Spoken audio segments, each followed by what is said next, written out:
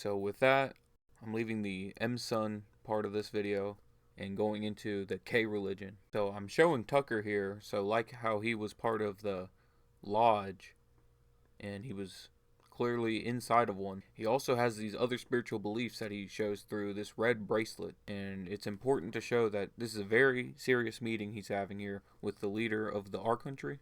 You can see the U country and the R country, that's the topic. And that red bracelet actually signifies a lot about his spiritual beliefs. I'll show why in a second. And just so you can see, this is something he posted on his own channel, and it's unaltered video, and he's clearly wearing that red bracelet in that video with this important meeting and interview he's doing. And he's worn it on several occasions, so it wasn't a one-time thing, and it's not a random occurrence. But that's probably one of the most important occurrences, and the fact that he wore it in such an important meeting shows that it's not a random red bracelet. And this resource here shows that the red string is associated with the K religion as a type of talisman, and it has something to do with some evil eye that some religions believe in, some sort of spirit. And it's based off a story found in the Bible where a twin was born with a red hair around his wrist, so they tried to base this tradition off that in the Bible. But it's a different religion. It's not Jesus, and it's not the people who actually support Jesus in the Bible. It's a different religion. So the K religion has different meanings throughout history, but you can see it has a very important book called the T book. I can't say its full name. Starts with the letters T and A and L, and ends with the letters M and U and D. And they accept the first 5 books of the Torah, which is traditionally known as the Old Testament, for the Bible. But towards the middle of this paragraph, it says, in the much later writings of Eleazar of Worms, around 1350, it refers to theurgy, or the conjuring of demons and angels. So that religion, at some point, meant more about demons and angels, which are essentially the same thing if you look at the traditions. Demons are fallen angels, so typically you could only summon a demon. Typically angels aren't something you can summon through the Old Testament, the Torah, by invocation of their secret names. And it kind of says there was a switch up in the medieval meanings of these words and the books and writings. And towards the end of this paragraph, it says that the K religion was adapted or appropriated in Western esotericism, which they have a confusing term called the Christian K religion, which doesn't really work, but they try to mix the two, and the Hermetic K religion, but they kind of spell it different with the first letter. But essentially it's occultism. You can see here it even says it towards the end of this paragraph. And originally it was for the J people. You can't say their name really, but it even mentions towards the end of the paragraph that this Western version, this Christian version, and Hermetic version is for the non-J people to follow that magic and religion. And that alternate spelling of that religion actually goes back to Aleister Crowley and his version of that religion and his writings on that. It goes back to the Golden Dawn, which I actually have another video that connects the United Nations to the Golden Dawn and some of their beliefs and members, and something called the Lucifer Publishing Company, which it changed its name now to Lucis Trust. You can look into that, about how world leaders associate themselves with this belief system in Aleister Crowley. And it even says here, his version of it was derived from the mystical K religion. And in J religion, the K religion is a form of the Torah commentary. So like I said, that T book that they look at, the commentary on the Torah. That last line there says, as children of the true God. So this is who they believe is the true God. And the Sephiroth, which is sort of like the Tree of Life. The Tree of Life is a symbol in that specific religion, the K religion. And I think I've said it multiple times now. Aleister Crowley called himself the Beast and 3 6s, and he was also known as the wickedest man in the world, according to people that knew him and told the British press. And a major part of all this, between his version of the religion and just the K religion itself, and what people use today to symbolize this religion, is the 6-point star, known as the Seal of Solomon, which is used in sorcery and is proven throughout history to be a major symbol, at least back to the 1st century, recorded by the historian Josephus. If you look into this, it shows a connection between the pentagram and the hexagram. It's an alternative for both. The 6-point star is also equal to the 5-point star when it comes to their sorcery. It shows it right here. it clearly shows that it's connected to magic, occultism, and alchemy. And this also gets into the Star of David, a very important symbol for the people who follow this religion. And that's kind of the gatekeep behind what the symbol is, because I'll show that the Star of David was not mentioned until several centuries after the Seal of Solomon was established. And they're essentially the same symbol. And I'm showing you here and now that it's sorcery. The most important country is that I country there on the flag that they use. And they even say the pentagram of the Seal of Solomon, pentagram version of it, is on the flag of Morocco. Here's that flag from the I country, just to show what it looks like.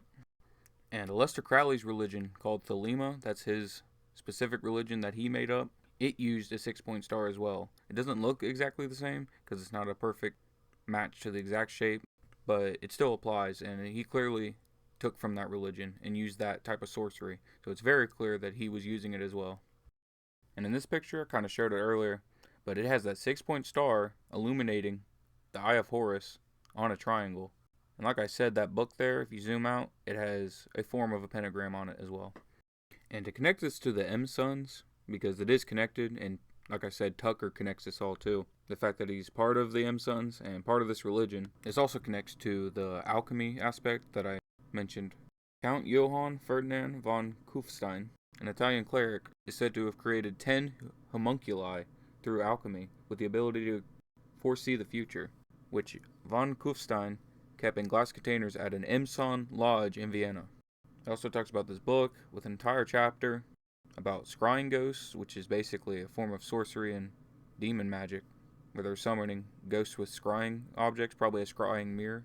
It even says local dignitaries were involved as witnesses to some of this sorcery. And that 6-point star connects to alchemy because you have the triangle going up and the triangle going down.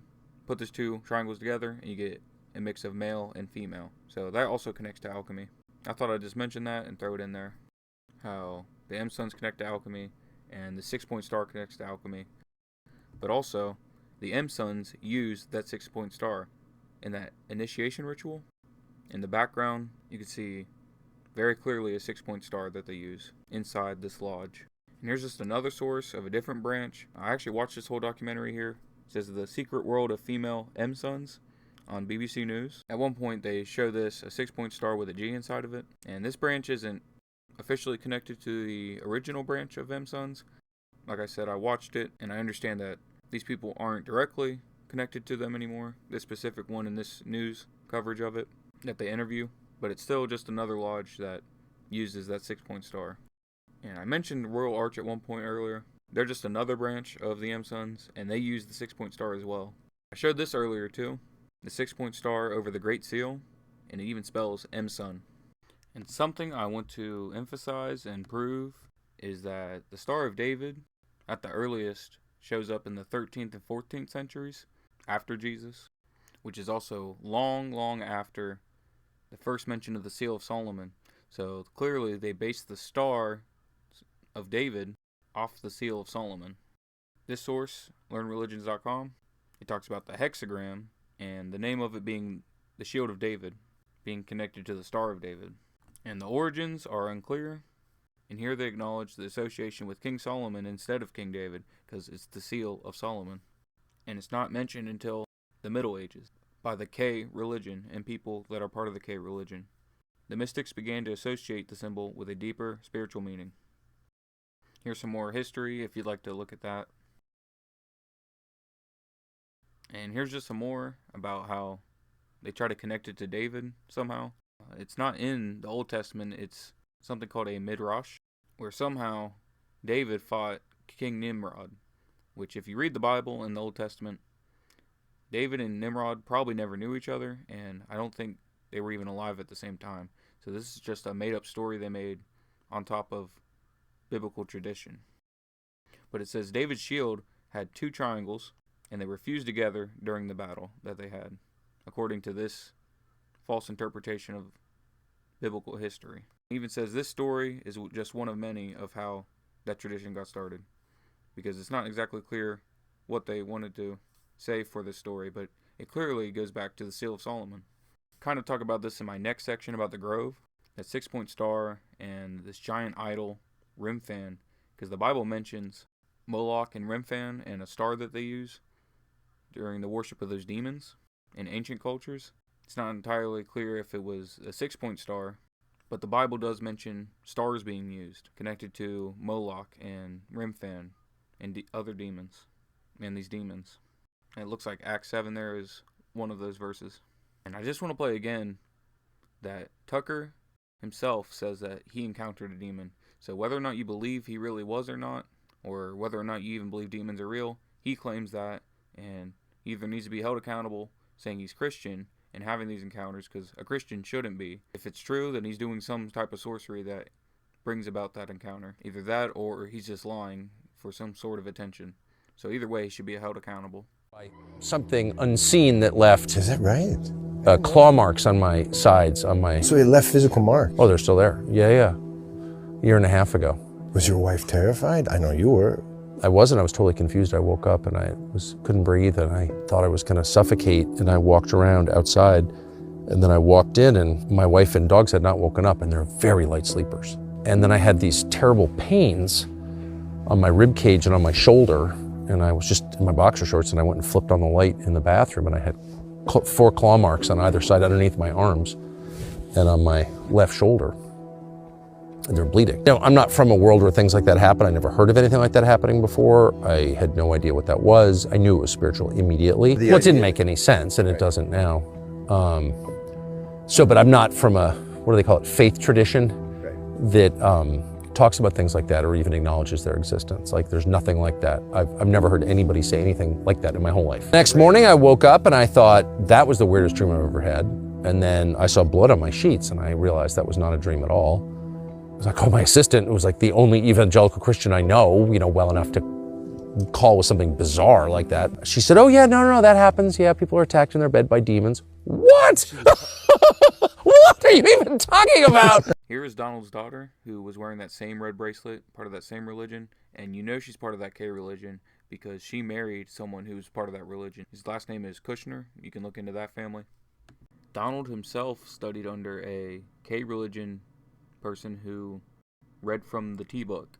He mentioned it in his own book about how he worked with this teacher of that religion and studied under that religion.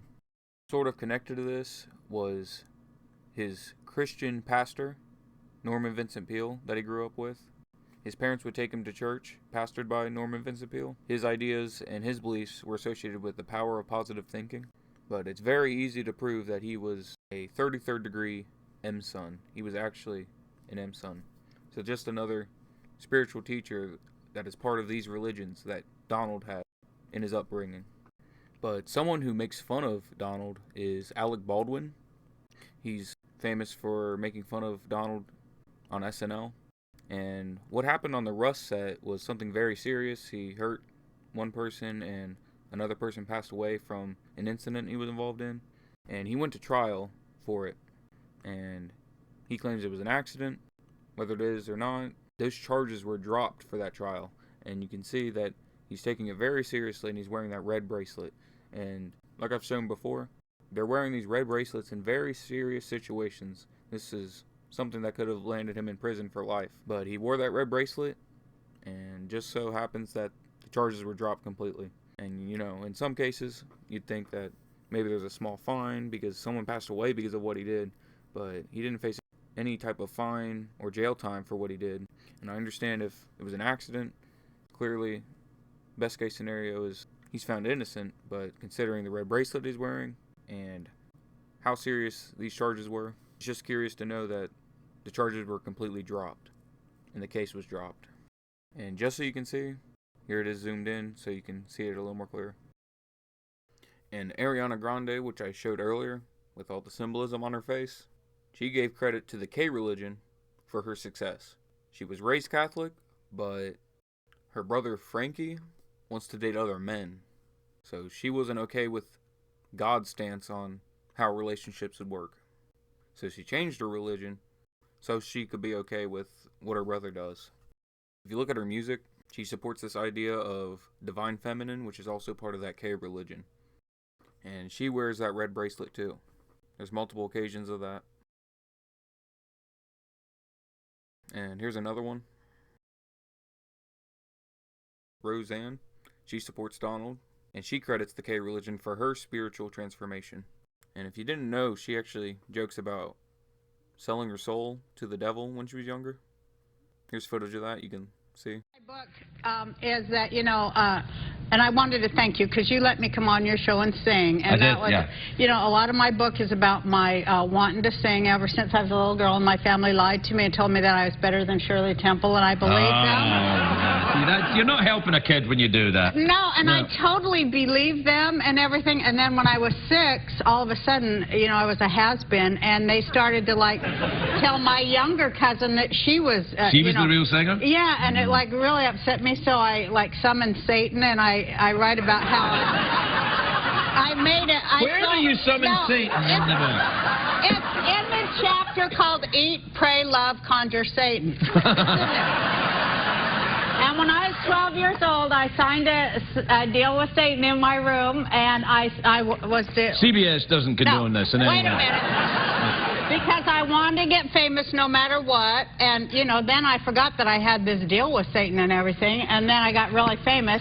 And then one day I, had this tragic singing accident at yes, I remember that, yeah. And I realized then that Satan was coming for my soul. So, yeah, he wanted me to pay up. So the book is about that and how at the end I invite Satan to dinner at Spago. And you should... He's there most nights, but you should... No, but wait, and I asked him to, give me a refinance on my soul thing. And so that works out. It has a happy ending. Oh, so you and Satan are good then? Yeah, Satan, I have to say it's really cool because I totally... Satan is not true. You can't say that on CBS. I didn't say that. I said I lure him in, see? On the left here, you have Madonna, who is wearing the red bracelet. And her name is actually a form of blasphemy towards Jesus. It's actually a term used for the mother of Jesus, the Madonna. So when you look up Madonna on the internet, you're going to get her instead of Jesus' mother. But on the right, you have Ashton Kutcher, and I'm not sure who he's with there, the woman. But she's also wearing a red bracelet, showing that she's part of that religion too. And Ashton Kutcher, I actually have a lot on him. You see here that he has an M-Sun hat with the square and the compass.